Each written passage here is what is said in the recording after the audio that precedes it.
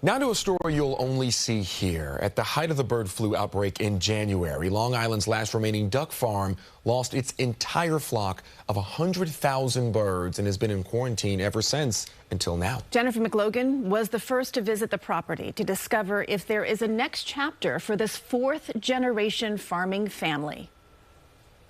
Yeah, that all disappeared in a heartbeat. Doug Corwin took us on a gut-wrenching tour of Long Island's last remaining duck farm in his family for 4 generations. But at that time, I didn't know if we'd ever be allowed to come back again. In January, Crescent Farm's entire flock, 100,000 ducks, were lost to bird flu. I think laying the people off on that first day had to be the saddest thing that I've ever done. 55 workers here for decades laid off as the highly infectious H5N1 avian flu shuttered Crescent and 700 other farms across America. The cost to the American consumer right now is astronomical. The USDA allowed Corwin to salvage some of his valuable duck eggs. Crescent was under quarantine, so East End-friendly farmers lent a hand, among them Molosky's poultry farm. Corwin's duck hatchlings are now 9 weeks old. How long before we're going to see ducks in here? Well, coming back into production is going to be a 2-generation process for me. But we don't have a vaccine. We still don't have protection.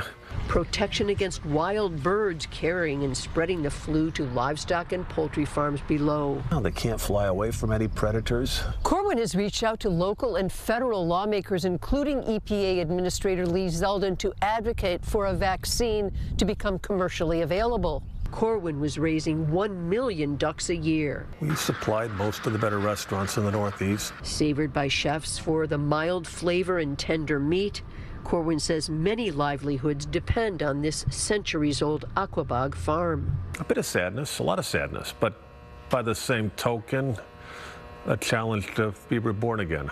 A second chance to be reborn again. On Long Island, Jennifer McLogan, CBS News, New York.